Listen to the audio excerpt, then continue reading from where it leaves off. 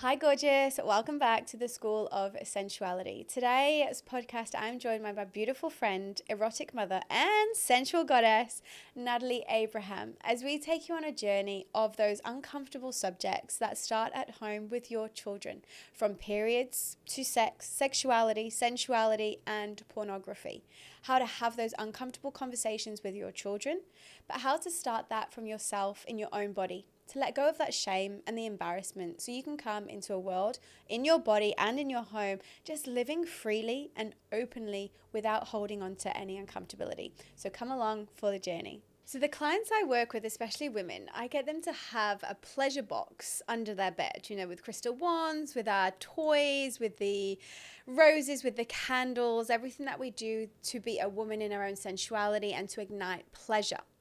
And I remember one of our conversations, we were talking about how you created a period box for your daughter. So I would love you to share and welcome in Natalie Abraham, the erotic mother, in this podcast today. Yes, so I'd love you to open on that relationship that you have, firstly around, the conversations around the period and your daughter. Right. Yeah, the period box was not the first thing that we did. It was definitely beginning with speaking about the subject. Well, you know what? If I take it back, like really, really back, I always wanted to be an open mother, right? But when I did my first sexual shamanic retreat, suddenly I realized that there was one thing that I was hiding from her, and that was my blood. Like, we lived in a house that was very naked, very nude. We all had showers with each other. We felt very open in the body. But I felt like I could not, when I was bleeding, it's the only time I would close the toilet door. It was really interesting. And I promised myself when I come back from this retreat, it was in Spain, and I said, I'm going to start opening this conversation. And the day that I flew back, I got my period. And I was like, okay, this is a moment. And I went to the toilet and I left the door open. And she came in, of course, and she saw that I was bleeding. And that was a first conversation in what is blood? Or how does that affect how I feel? The month later, she said, is that thing happening again? And I said, yeah, that's happening again. And then from that, she was 3 years old at the time, 3 or 4, that opened up a very open conversation around bleeding. And we normalized it. So when it was becoming her age and she had older friends that started getting periods, then we would talk about how that affects her, or what does she think and is she afraid of it? And yes, so many layers around the blood. When I have stains on my bed, when I would once feel so ashamed of and quickly like wake up in the middle of the night and clean it so my husband doesn't see it. It's crazy how much shame we hold around the blood and with lovers or whatever. Like, I remember myself in so many situations feeling so shit that I am bleeding. And then many moments along my path of sexual awakening when I was met with people that celebrated my blood. And then that was a transmission that I gave to my daughter. And as her 11th birthday was coming up, I decided to gift her a pink box, empty pink box with a scroll. And in the scroll was a letter from me around the blood. And she read this letter out loud in front of her grandma, who has never spoken about her blood to anyone in her life. She was crying, I was crying, Elia was reading. It was so healing on so many levels. And I said that, the blood is a sacred, holy part of who we are. And I spoke a lot about what happens when we are in the time of bleeding. And then I invited her to start collecting things to prepare herself for her period. She started having dreams of her getting her blood. Like, it started becoming a part of her consciousness. And now she's already past her 12th birthday and she hasn't got her period yet. But in the meantime, I have collected her a crazy box full of like everything you can imagine you need in any physical stress or distress or need, and emotional and pleasurable. So she has now this massive box. And I also picked like 5 or 6 people that I love, that love her, and I asked them to write a letter as she will open this box. And I made it also really clear that it would come also from the women that I'm inspired by, but also from men.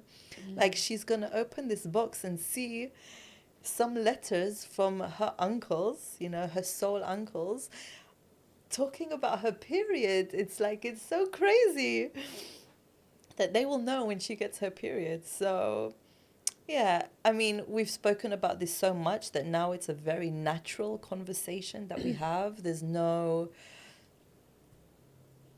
edge around it. And that's the beauty of parenting. It's not a conversation. Like a one time, let's have the talk about sex, about pleasure, about whatever it is. There is so many movies when the parents sit down with their embarrassed kids and they're like, okay, son, we're going to have the talk, you know, on whatever subject it will be. But for me, that's not what is parenting or conscious parenting. It's dripping these droplets of possibilities forever, that by the time they actually happen, they're so normalized. Beautiful. Like it's like you've just voiced a movie, like just, but a healthy one at that. And, you know, comparing it to sitting down, having the talk and the embarrassment, but actually, because it is such a normal subject, like everything I bring and teach here at the School of Sensuality, and I have this to normalize such subjects, whether, you know, that be with mums and daughters or just women themselves in pleasure, because it's so taboo. And that's why there's women in the world like ourselves who really bring this forward. Exactly. I have a little bit of curiosity on, obviously, you know, you started this when she was 3 or 4. And now she is 12. I have a little bit of curiosity in type of like the type of conversations that, or how she brings up the conversations, or what she feels in these subjects, and what's like, how would a conversation look between you? And I'm asking this potentially to give a bit of insight to mothers out there who are a little bit intimidated themselves by having this conversation with their daughters. Yeah, it's a number of ways. So first I have the weekly check-ins, right? So, you know, she lives with her dad every other week.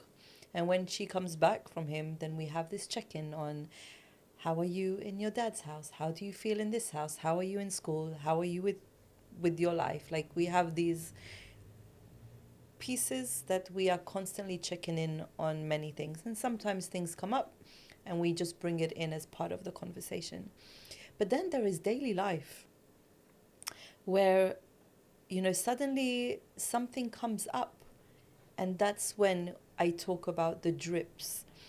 Like when she came to my yoni altar and she saw all of my toys and all of my my mirror, and she picked up the mirror. This is when she was 7 years old, and she started, you know, looking at her body until she reached her yoni, and then she kind of examined it, and then she remembered I'm in the room, and she kind of got a little shock, and she looked at me and I looked at her and I said, I do that too.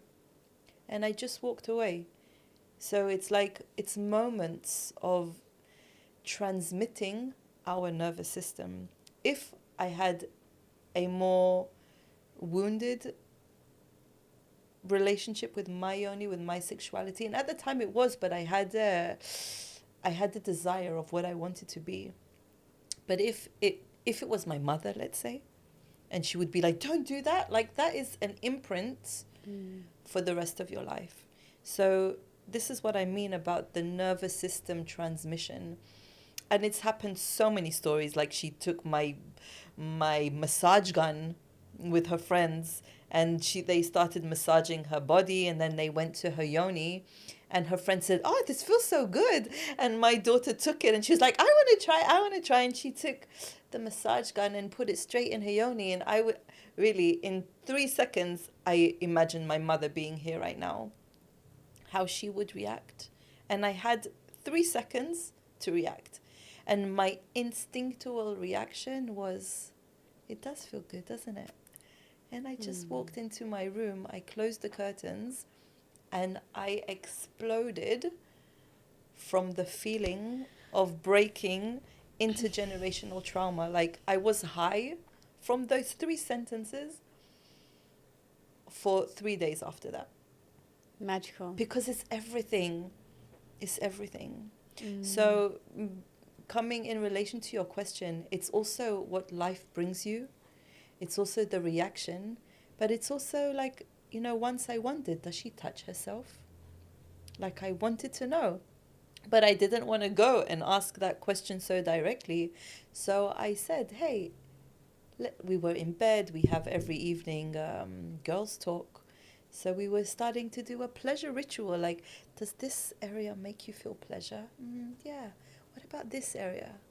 Yeah, a bit less, a bit more, whatever. Like, going all the way down, passing the breast, passing the yoni, just making it a part of who we are, of what we are, of our bodies. So these are all they are conversations that happen in between all the other conversations. I just want to pick up on something you shared, your yoni altar. And for those listening or watching out there, maybe kind of curious on like, what's this yoni altar? And I'm going to resemble it to what I said earlier at the start, is like, I call it a pleasure box. So I have a box with all of our women's toys in, our sensual products, our beauty, our pleasure ones.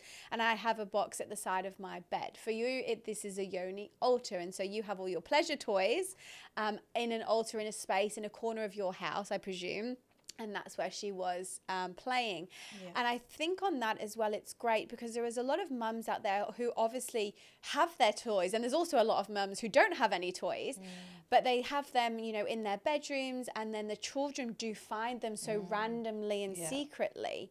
And I think then that's when, you know, just like with the massage gun, this feels good. So if it feels good, we're going to do more of it. And I really love how you shared like breaking those intergenerational patterns of shame. Stop doing this. Don't do this. Instead of, it feels good. So this is something that we do at home. You do this in your bedroom. Obviously we all have different conversations that we have with the children. I don't have children at this time in space, but how I work with my clients is like, teaching them and their daughters, like, this is something that we do privately at home with mummy. We don't do this in school, or we don't do this with other people, just obviously for the safety aspect. And I actually had a client this week. So I work with a lot of couples, and a lot of my couples have children. And so one was changing the nappy, and the other child came along, and she was like kind of playing, and it's like, Mummy, what's this? Playing, and then she'll go and have a look at her own. Yeah, I say yoni. I also say pussy as well, because of not everyone knows what the yoni is. So I switch between those words. Of playing with a pussy, and she was like, I was getting a little bit like embarrassed and awkward, and I didn't know how to navigate that.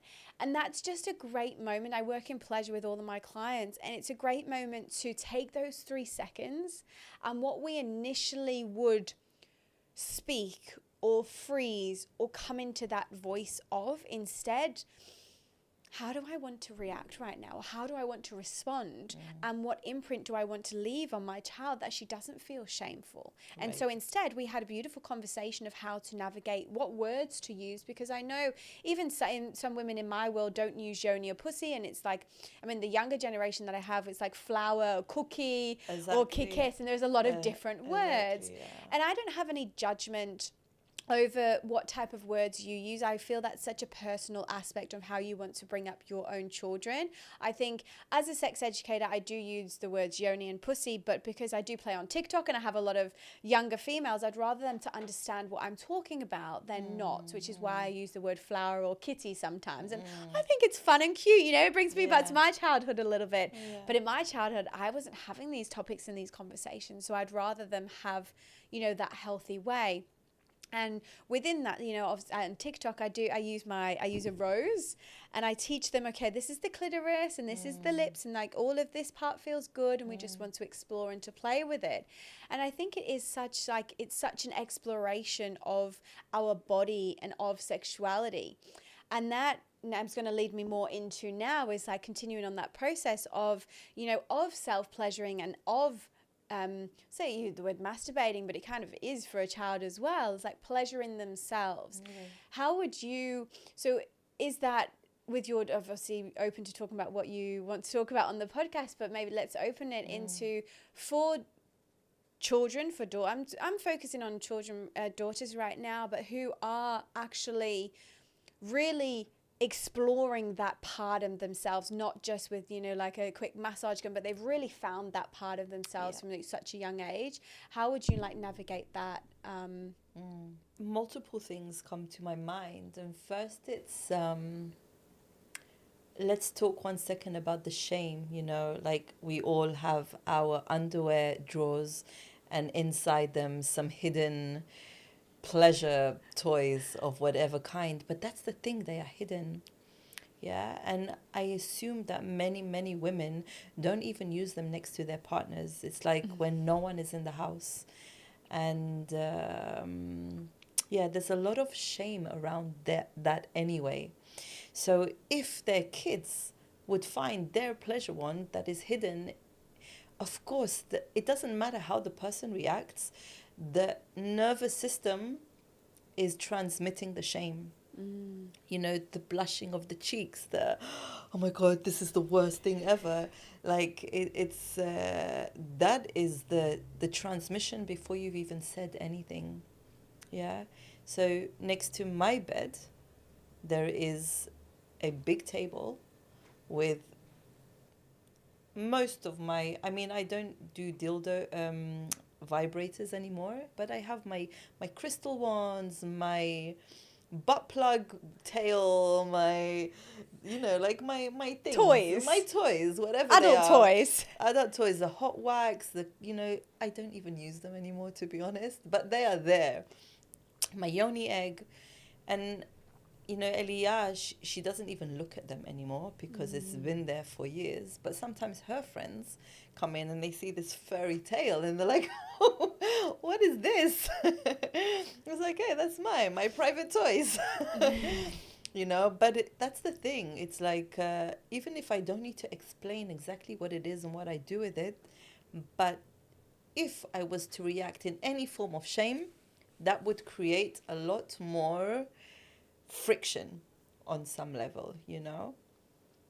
So when it comes to pleasure and kids discovering their bodies, some kids are doing it very naturally from a very young age, and some still feel a little bit like, with my daughter, I don't know how often she does that with herself, and we have brushed this conversation multiple times.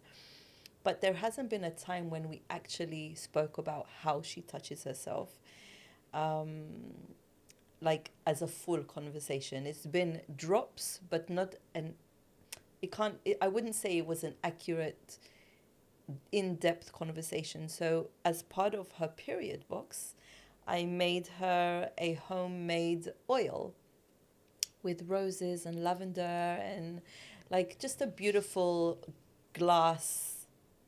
beautiful piece of, it looks really nice and very welcoming. And that's something that I plan to do with her. Like when she gets her period, I'll be like, okay, now this is a moment when we can have this conversation on what to do with this oil. You can drop it in. So she's getting boobs now, and they hurt a little bit, you know, as they're growing. And I'm like, okay, should I give you a boob massage? She's like, yeah, okay. And she laid down and I took this oil that I made. She doesn't know yet it's going to be in her box. But it's, I took it. I put some in her hand. I put some in my hand. And I was like, okay, let's make these circles around. Let's slowly come towards the nipples. Like, and she just allowed me, in this age, it's crazy, to just be in focus with the breasts, with her breasts. And then she looked at mine. She was like, "Oh, your nipples are so different from mine." And and like we were just. This is the thing. It's like, that was just one moment, because in that moment her breasts hurt her. Yeah. So we're like, okay, do you want that? Or this month I have been dealing with my own yoni journey on a very deep level. And one of my intentions last week was to repaint my own yoni. I did it in my first unnumbing ritual 5 years ago. And I was like, okay, now it's time to do it again. And she was with me these days. And I just looked at her. I was like, Elia, I'm about to do a painting my yoni ritual. Would you like to do it with me? And she was like, yeah, sure. So we got all of our paints. We got mirrors. We sat back to back. We put classical music in the background, lit candles, put incense. And then I'm looking at mine, she's looking at hers, and we're just painting and painting. And every now and then she would look at mine, I would look at hers. And then she got out her glitters and the things to stick. She was like, can I do this? And she got so creative, and she created a beautiful masterpiece. So beautiful. And that was it. That was like a 1 hour in the middle of our life thing. It wasn't a big thing. That's just part of our lives. We're painting our yonis. Okay. So it's what we do. Yeah. And I love that. And I love, like, I know you and I understand the life that you live, but I bet there's so many women out there listening to this thinking, how on earth do I do that? And obviously, you know, we have dropped in a lot of seeds over this podcast, but I do have, like I said, I have a couple clients, and they have daughters. And one of the things that I love sharing with them is, or bringing that back, how you started with a breast massage. But there are so many women that don't even know what their own nipples look like, or for their own touch. And so I bring in the self-touch first, and simply just lighting the candles, dimming the lights, getting the incense out, bringing some massage oil, and just simply giving this massage to our body without focusing directly on our yonis. And doing that on it's like, I love my arms, I love my hands because they can make food for my family. And then rubbing our legs, I love my legs because they can take me to the gym and they help me walk through work. And just simply bringing that love into our body, and then that's warming up our nervous system into the love. Right. And then coming into the breasts, the stomach, the yoni, and that's like, you know, it's over time. Right. But starting this first with the woman, with a mum, but then you also have a lot of mums who don't have much time for themselves. Right. So instead of trying to find that individual time, this is an exercise I invite them to do with their children. You know, it's like just sitting in front of the mirror, simple breath work and calming down. You know, we're going to breathe in and then out. Who can hold the breath the most? Right. And they just don't know, but that's helping them regulate their system so they can have a calmer house. It's also helping the parents calm down as well. So it's like really implementing the little things in the day-to-day life that becomes normal, just like your yoni painting, but starting maybe on a softer level. And I feel this also really, what I've seen within my clients, it also really helps them lose any shame, lose any embarrassment, firstly about their own bodies, and then, like you said, break those 3 seconds of that generational patterns and start activating this differently for how we move forward. Right. Like, even talking about, like, I'm not a mum in this moment in life, but even talking about this subject, I am so excited to be a mum. Like, I can't wait. I am so excited to have a daughter. I've always wanted 2 girls, but I feel from the experience, I would love one of each, because then I can be a girl mum, because who you are as a girl mum and who you are as a boy mum is different. And just having that different experience, which kind of leads me on into talking about boys, and, you know, boys as they do get older. And I'm going to bring this topic in now, is the pornography that we have online. And I know we briefly touched on this before, and I would love to bring this subject in a healthy manner for how parents can support their children when these subjects come up, because I do see a lot of mums, I know my son, or potentially even daughters, are watching these videos online. How do I react? How do I feel about it? How do I navigate that? And I think this is going to get interesting because we both have different approaches from that. Obviously, as an ex-porn star, the content that I was putting out, no, I was in a very different realm. It was for swinging couples. I would never even, obviously, it never crossed my mind that there is a younger, did cross my mind, but it wasn't my target audience, let's say. You know, I was for swingers couples. However, there is such a young generation on the internet, and down the track, it is one of my goals to go into the schools to talk about how you should not be watching porn or doing it in a healthy experience, and taking away any of like that dopamine hit or even the shame that comes through pornography online. I would love to hear your personal view or approach on that subject with a daughter, but also, you know, maybe potential experiences that you've had with other mums who have sons, and being such an open woman that you are. I think a lot of mums also would benefit from this subject. I will start by saying, in children, it's not a gender thing. It's guys and girls. Yeah, maybe as they get older, more men are prone to be addicted to it, let's say. But, 13, 14 years and under, it's just accidentally going on the internet, you know. And we are living in a society when kids are 60% of their lives on the phone, and that's in a good scenario. So actually, the interaction with internet is very, very high. And the amount of pop-ups that come on all of these websites, you know, it's inevitable that the youngest of kids will be approached on some level without even looking for it directly. And for me, when I discovered that was happening in my daughter's circle of friends, I obviously decided to approach the conversation. This was the first time that I ever felt I'm doing the talk, actually. And I was so nervous. I have my own porn trauma, actually. And I felt very uncomfortable for the first time to talk about this subject with her.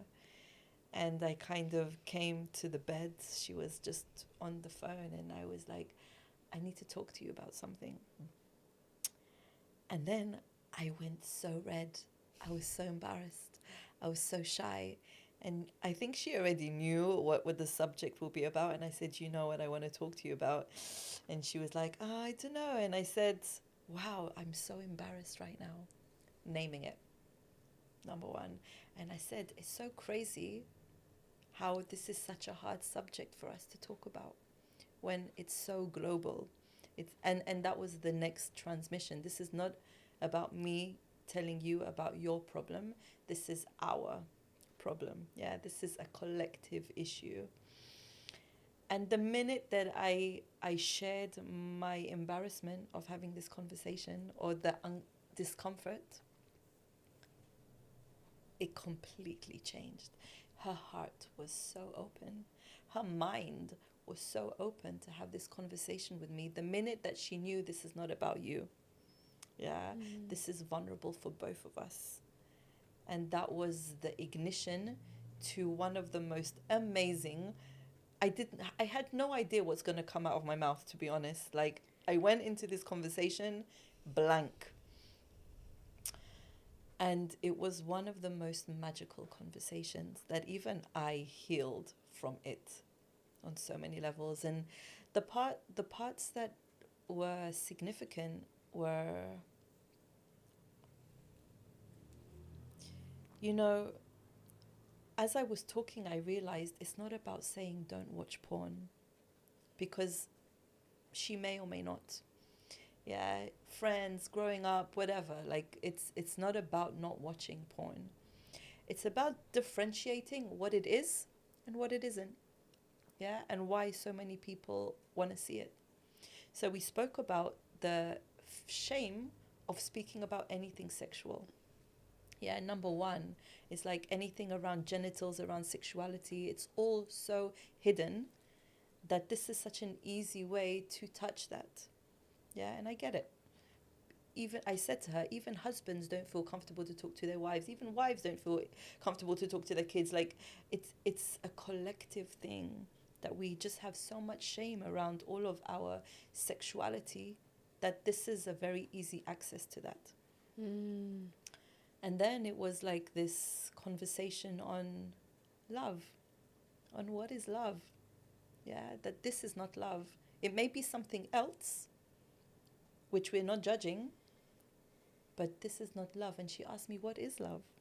You know, what does love look like when two bodies come together? And I said, it begins in the eyes. Yeah. And then maybe the mouths, and then the bodies come together. Yeah, it's like this heart connection. So this was also like a deepening on what is love versus what is sex. And then there was also this piece around body image. Like, you know, when you see these things, these people that have very specific body images and very specific ways of orgasming, you know, like, it's just very, this is how it should be. And that was a subject that we broke down. And, you know, I didn't let her even watch music videos when she was a kid because of the same reasons that of the bad body image that comes up. And I just related it to that. It's like there is such a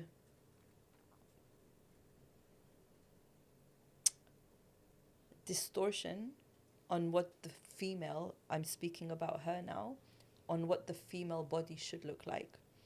And for the males too, and for the boys too, it's the same. You know, how hard, for how long, and how quick do I come, and blah, blah, blah, blah, blah. How loud do I orgasm? Like, if I think about all the conditionings that I got from watching one porn thing, it's so much. And it's not just in porn. It's in Hollywood movies. It's in Haagen-Dazs ice cream ads. Like, they are all the same. They are all transmitting this quick orgasm, this crazy pleasure that's so easy to get. It's not just in porn. So, yeah, this is just like a small piece of so much that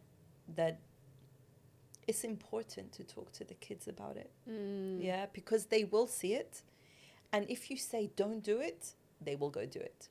So it's how can you transmit this conversation without, again, the shame? Yeah. Have your own conversation with porn, whatever that is for you, but just differentiate. Like, adults don't know how to differentiate between love and sex. Yeah, between love and pornographic sex, let's say. So that was a very big teaching for me. Thank you so much for sharing. Yeah. Wow. How does it feel?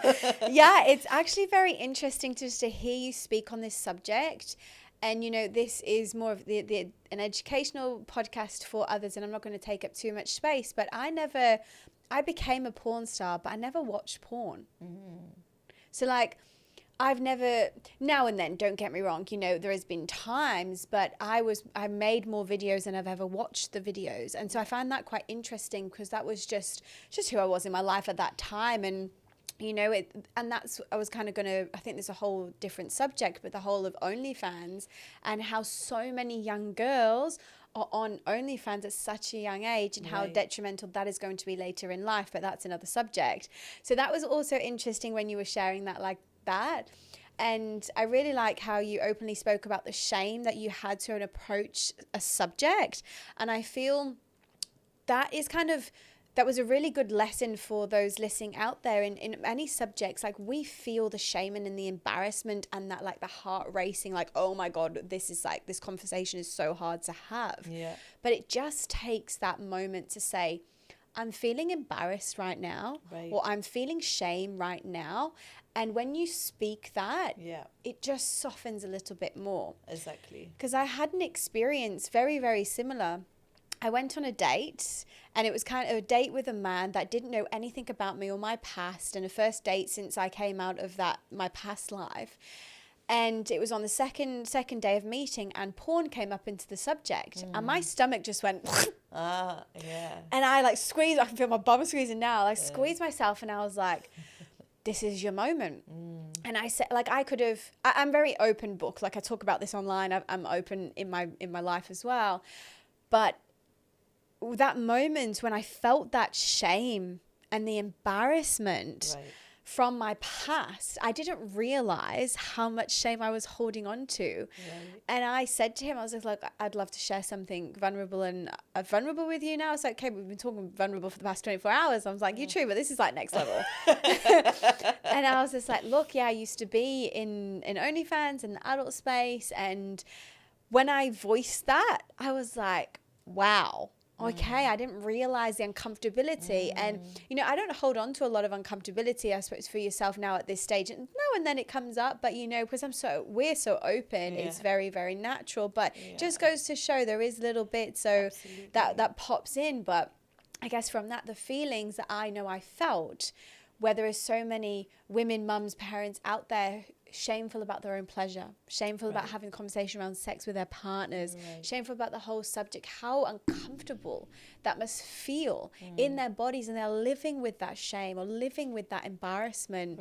And that's exactly what I do with the couples that I work with, is navigating through this shame and the embarrassment of the awkward conversations of having sex, or like, he's watching too much porn, but I know it, but we've never had the conversation about it, but I don't want to speak about it. It's like, how can we bridge those gaps, and how can we actually feel that shame or that embarrassment? And that's okay. It's okay to feel embarrassed, whether, you know, me talking to a man about my past life and dating, you talking about your daughter about intimate subjects. It's okay to feel that. Exactly. I have like these flashbacks from multiple movies where the parents take their kids to have the talk, and they're like, oh my God, this is so awkward. But if you look at the parents, they are awkward within themselves, you know.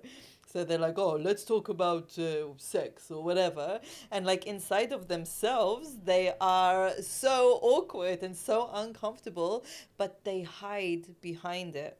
Yeah, they don't bring it to the light. And then it's just like this uncomfortable conversation, because it is uncomfortable for everyone in that picture. Yeah. But when you can name it and bring it to the light, suddenly there is another... dissipates. Exactly. It really does soften. Soften. Takes off that, like, that hard jacket, you know, that soldier, that army vat, and just like relaxes a little bit more. And I know I felt that. And just as we're speaking, like, yes, you can have the conversations with your children. Is this what podcast has been about? But it starts with yourself, just as you said. And like with some of my clients, they don't have the time and space to be navigating all of this by themselves. So why not do it with your child? Why not do it in a comfortable, healthy, safe environment at home, and explore that love for your bodies, and then you allow that curiosity to come up. And it's not just going to happen overnight. It's going to take time to progress through so for the uncomfortability to come. Like the same with you and how you felt around blood. You didn't have that. You weren't always like that. You know, you had that uncomfortability previously. Me, I was so vanilla. I didn't even know what my yoni was before I became a porn star, you know, like, and ironically, it was that journey that taught me so much more about myself and women's pleasure. And I think that's why I've got such a unique voice in this world, because I've been through all of the realms of sexuality, tantra, porn, mainstream, all the different levels of relating, to really know at the end of the day, as long as you're happy within yourself and your body, and then you can communicate from that space, it comes so much more effortless and so much more healthy than trying to intentionally hide yourself because of such a taboo subject in this world. It's very, I find it interesting, not just in the relationship that women have with themselves and their body, but obviously, you know, it's a generation, we pass on this down. And I feel like all that I've gone through in my life, that I said on my previous podcast, it made me into who I am today, to be sitting here just like yourself, openly confident about talking about period porn and pleasure on, for women, for couples, for everyone, kids. and for It's kids. like, wow, it's so And taboo. it's such, isn't it?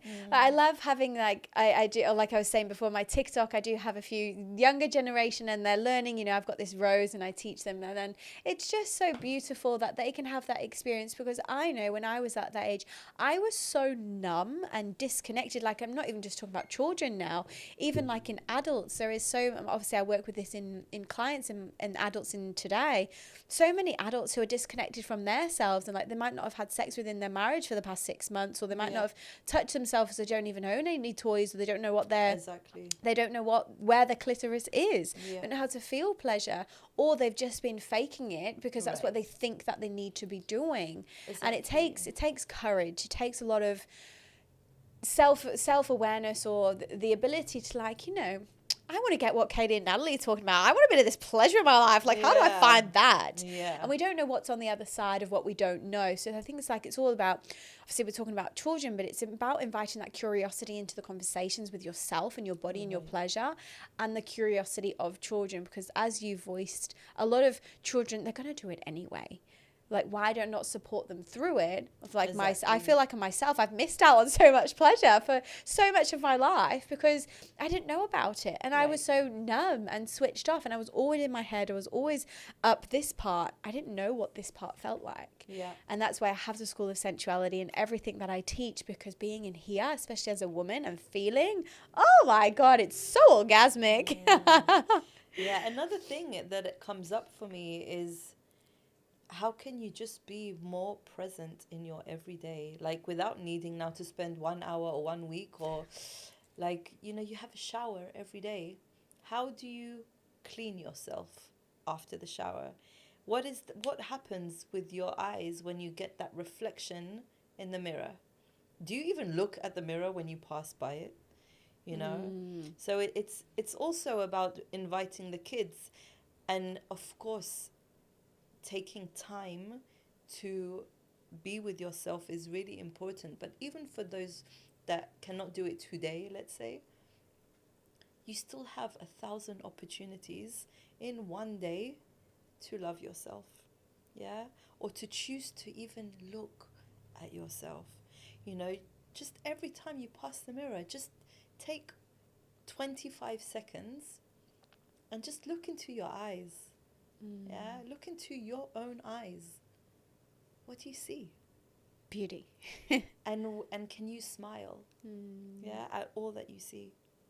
And you can take that practice down to every part of your body. Can you put a song on in the background and just dance in the house while you're cooking, while you're doing the dishes, whatever? It's like this connection to the pleasure that can come from within. That is the modeling to the kids. That is the modeling to the kids. What a juicy subject that we shared on today. So I bet there's a lot of curiosity out there for where people can find more of you, or to learn more on these subjects that we have covered. So I'd love you to share where people can find you. Sure. Well, first of all, I share all of my juicy life journey, let's say, on my Instagram, Natalie's Queendom, like kingdom, but for queens. I have a 10-week erotic mother training. This will be the second round starting in November. So this is, you can get information of that on my website. It's also nataliesqueendom.com. And one of my favorite masterclasses is just a 1.5 hours piece around unleashing the secrets between sensuality and sexuality. And I think that this is... it's a subject that changed my life, let's say, when I separated what is sensuality and what is sexuality. The way I relate with my kids, my friends, my business associates, my lovers, completely changed. So this is something that I really love to offer as well. It's on my website as well, nataliesqueendom.com. There's lots of yummy things there that people can have a look at. So thank you so much. That's very, very juicy, and I love, like, obviously, there's been a lot of education for the parents and the children, and also for women themselves. I think it's really important to keep diving into this subject. And I know You touched on the breast massage with your daughter. And up next on the podcast, I'm going to link a beautiful podcast that I did with Tamara, one of our beautiful friends, specifically around breast massage and how that can help us. So I'm going to link that up next. Natalie and I are currently around the world, but we do host workshops and retreats in person and online. If anything that we've spoken about, whether that be with children or individuals or couples, if you want to open that door of curiosity and to exploration into it, I will put all the links below, and you can reach on out and get curious and get pleasured along all the way. So thank you so much. You're welcome.